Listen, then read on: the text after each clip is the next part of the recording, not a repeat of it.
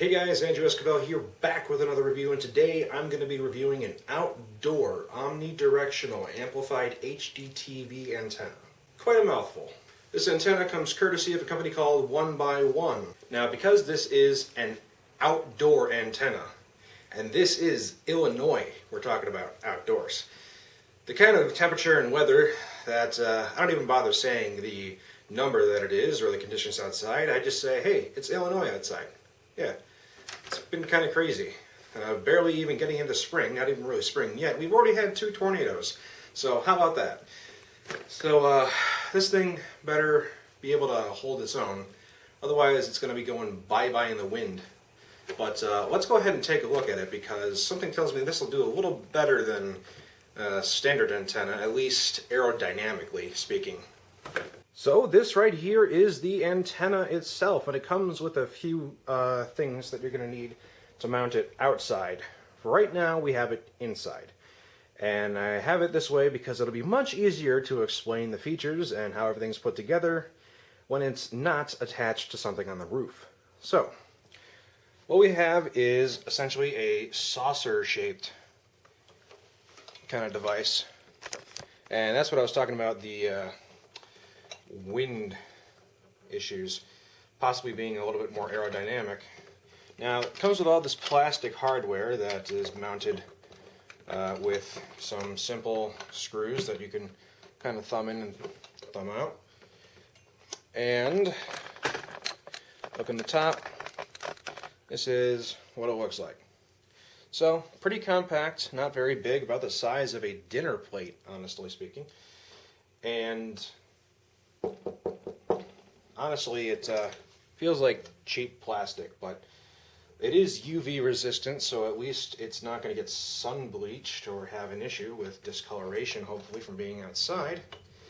But getting away from the antenna aspect of it really quick, let's talk about some of the other things before we go into the nitty-gritty here. It comes with a 20-foot coaxial cable, which, if you're mounting this outside in a house, 20 foot probably isn't going to do it for you. And I wish I could use the 20 foot because it comes with this nice little waterproofing gasket. It connects right here via the coaxial connection. Let's make sure y'all can see that. And this little rubber piece just scoots up and goes right over it, creates a nice watertight seal. Now, they include a second one of these that's just on its own in case you want to use your own coaxial cable, which, let's face it, if you're not in an apartment building, you're going to need. And this is really targeted more towards people in an apartment building, and I'll explain why. Their idea of this being an outdoor antenna is quite simple. You see this little configuration I have right here is posted up on my lamp, this floor lamp. And the idea here is, if you have a balcony, this hardware should be all you need to strap it to one of the poles on the balcony outside of your apartment, and voila, you've got an outdoor antenna. That's not going to fly for this test. In order to test this thing fairly, I am going to put it on the roof. We are going to be using my own coaxial cables, routing it through the house, and doing it that way. But this is not everything that it comes with, because this thing is amplified, meaning there is an external power source feeding power to the antenna. And you might be wondering, well, where does it plug in? I'll show you.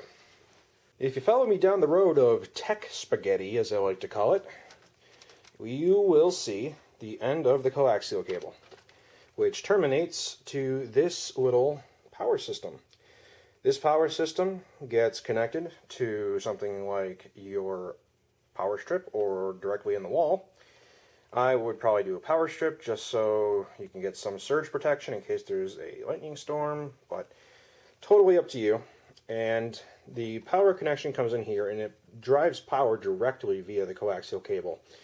And this power adapter here gets then plugged in to the back of your TV, which I'm not sure if my camera's focusing well on it, but I'm sure you get the idea. So, question is, let's say we do want to keep it indoors. It's relatively high up, not as high as it could be, but still pretty high up there. That is what we're going to be comparing it to. That's the old trusty, regular old rabbit ear antenna with a little extra bit on it because it's was purchased around the time when we started switching over from analog to digital signals here in the United States. This will be our benchmark. We're going to see the clarity and the amount of channels we get with that compared to this. Now, keep in mind, this test is only going to be indoors for right now, but if that can outcompete that, which I might add is also amplified, we'll know that at least this does a better job for the most part. And then, once we hook it up outside, we'll get to see its true potential. Okay, so now it is time for the benchmark. We have our old trusty rabbit ear style antenna hooked up, amplified, and since it is semi-directional, we have it pointing in the direction where most of the towers are located. I know it's in this direction because on New Year's I fiddled with this quite a bit trying to find a channel with a countdown. So, yeah. In order to do this, and as you can see right here, it's already kind of goofing up because it really isn't the best antenna, but it is a lot better than a lot of them out there. We're going to go to menu here, and let's zoom in so you can see what we're doing. We are going to go over to channels, and all we got to do is auto search, and it's going to be antenna, and this right here is going to scan through as many frequencies as possible in order to find out which channels it can reliably or at least decently pick up. And we're going to also see the clarity and see if it's any good. So let's see what we get with our benchmark.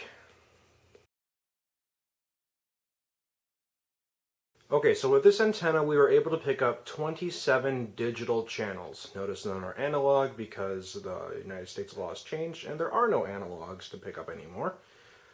So, despite the fact that it picked up 27, we need to see if any of them are actually clear enough to watch. So let's kind of scroll through them.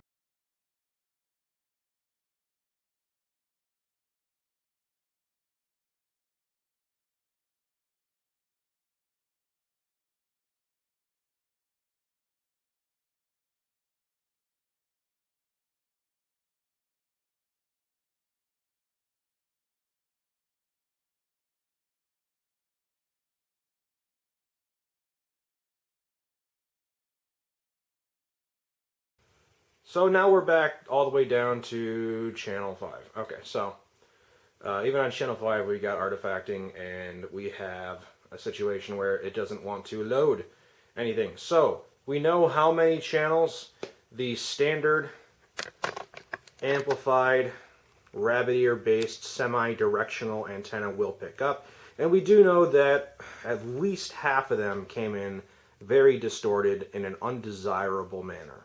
Now that we have our control, let's hook up the omnidirectional antenna from 1byone and see if it does any better. Now we are going to do the same exact thing with this omnidirectional antenna from 1byone. Here we go. Second time around. Let's see how we do.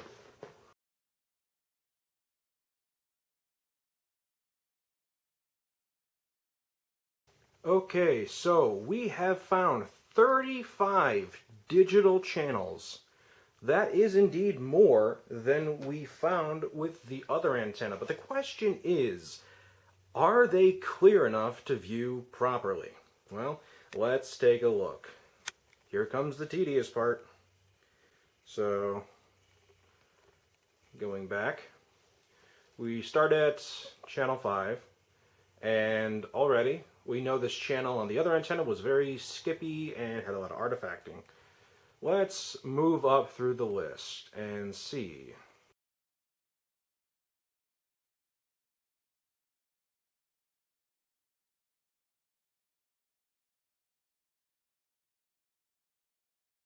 Now we find ourselves all the way back at channel 5. And as you can see, a lot of the channels worked a heck of a lot better. There were a few that didn't work so great, but also keep in mind, the antenna is inside the house. This thing is supposed to be outside the house.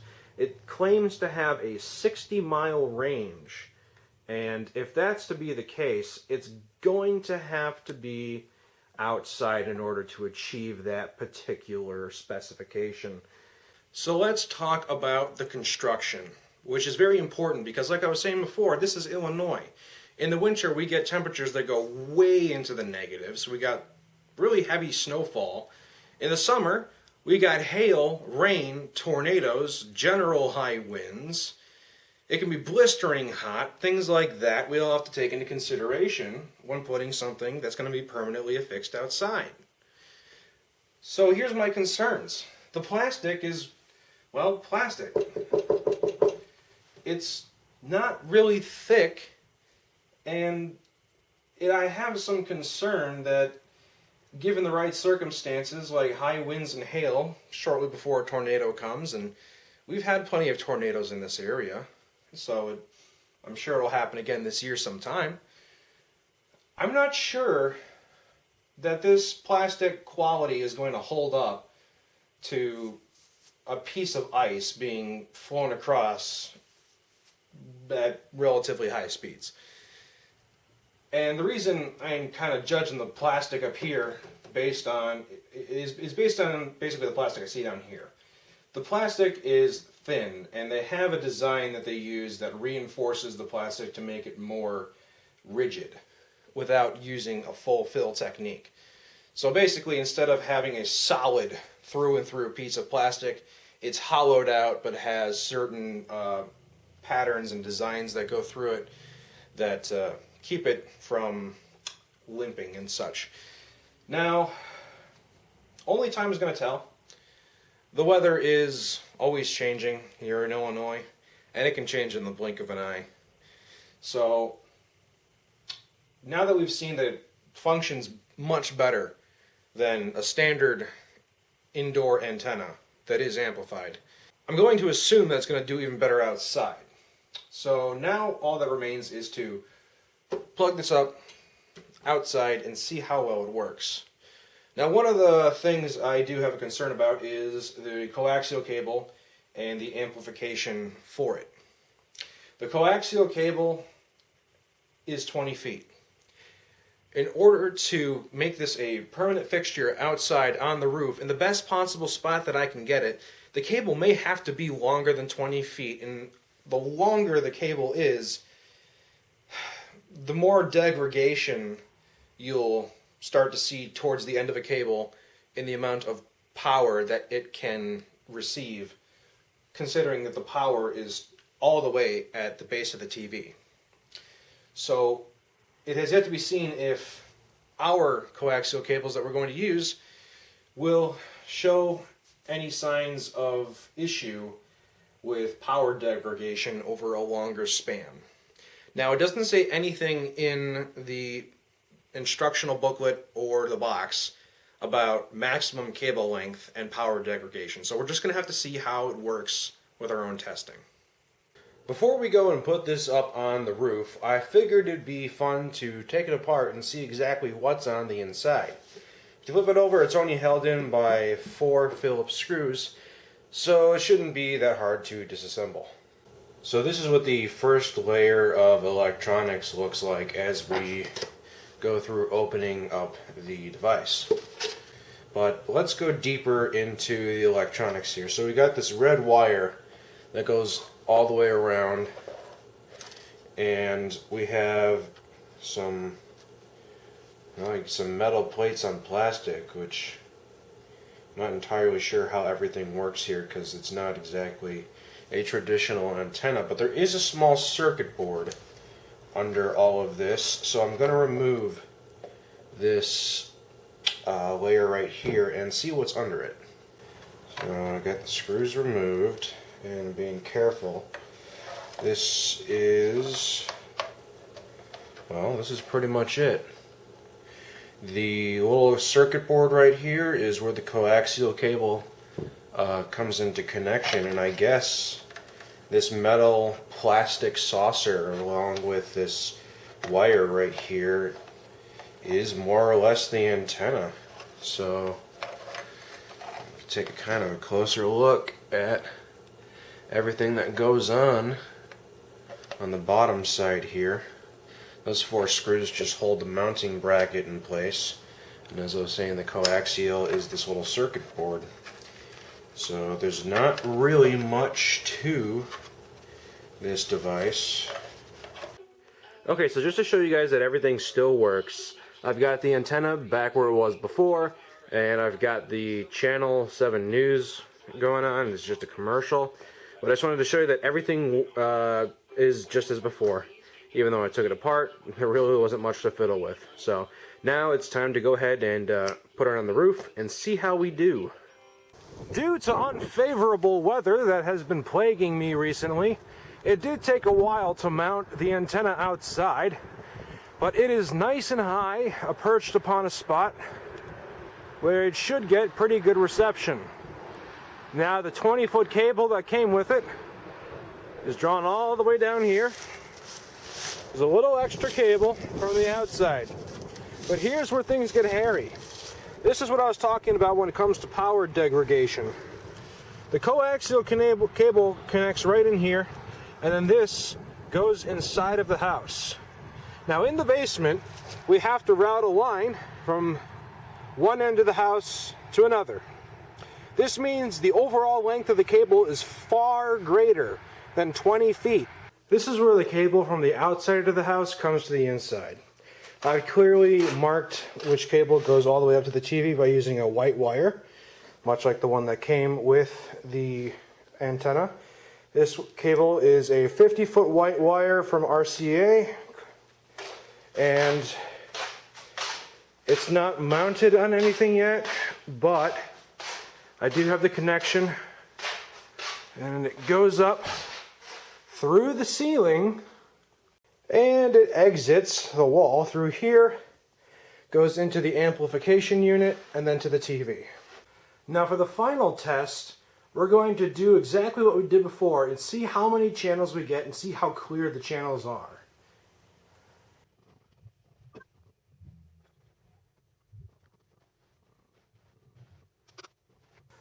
Okay, so we got a total of 48 channels. That is a decent bit more than what we had got previously when we had the antenna inside of the house. Now it's time to see how clear these channels actually come in, because if they don't come in clear, then there's no point in really having the channel in the first place. So we are starting out with channel 2-1, and from the get-go on this low number channel, we are getting some issues. Let's see how well it fares as we go up through the list.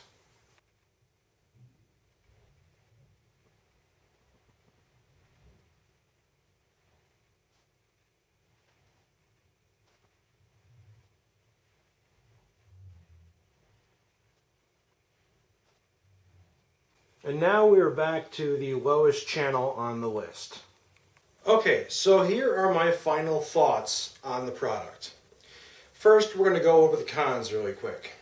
One, the plastic construction leaves a little bit to be desired because it is in Illinois right now, and it is now permanently an outdoor fixture, which means that it is susceptible to being hit to something like a lightning strike, or hail, or damaging winds, snow, etc. It's got to be able to brave all the elements we have here in Illinois, and I have some concerns that the plastic construction might not be able to hold up to it. In addition to that, in order to make this a truly outdoor antenna, the supplies that are given simply do not give you the required tools and cables and mounting systems necessary to mount it in a house. This is more designed for people who have an apartment with a balcony that they can just simply connect it to the balcony. In my case, I had to go out and purchase a much longer cable so that I could properly route the cable all the way from my TV to the basement to outside to on the roof. That's a lot of cable. In total, we're probably measuring anywhere from 75 to 100 feet in length. The cable that they give you is 20 feet, and it simply is not enough. Now, according to what I looked up on the internet, there is a total possible 70 channels that I can get over the airwaves here in my area. However, only about 50 of them are really technically possible to get in at a good quality. And we did pull up 48, which is a higher number of channels than what we were able to pull before using it as an indoor antenna. The channels that came in were kind of iffy at some points. If you notice, some of the channels were there, but they couldn't pull a signal. Not strong enough to show any more than just a little bit of artifacting. But the channels that did come in at all came in really well for the most part. There were a few that were a little artifacty, but other than that, it did the job pretty nicely, I would say. Now, it's definitely a lot better than traditional antennas, and I would probably dare say it's going to be better than one of those flat antennas. This is a nice omnidirectional antenna. So let's go over some of the pros. It works very, very well. For the price, you really are getting a pretty interesting and pretty good product. If you choose to keep it indoors, I think that's totally fine. If you mount it someplace high near the ceiling, you'll probably get pretty good reception. If you choose to mount it outside, maybe you might be lucky enough to have a system already set up in place to where you can mount it and it won't be such a hassle. It also appears that there doesn't seem to be a lot of power degradation, despite the fact that we have a very long run of 75 to 100 feet, which is good. The new compact design is definitely more appealing than that giant metal thing you used to have on your roof. But I think design is the least of your worries when it comes to an outdoor antenna. Design really matters when you're indoors because it needs to kind of mesh with your surroundings that you're in. And at the end of the day, it feels more like an indoor antenna than an outdoor antenna. Only time will tell if this device has serious issues coming towards the beginning of spring and summer, where the tornadic activity increases or the just general bad weather really starts to affect stuff. So if there is an issue with the product, I will come back and edit the review. But for now, I'm going to give the product 4 out of 5 stars. Now, why 4 out of 5 stars? Well, it would have been 5 stars if it came with everything that I needed in order to mount it outside as a permanent fixture like it suggests that it should be. There are pictures on the box of it replacing what is essentially a giant metal fixture with a small round disc, meaning the picture suggests it should be an outdoor antenna on a house.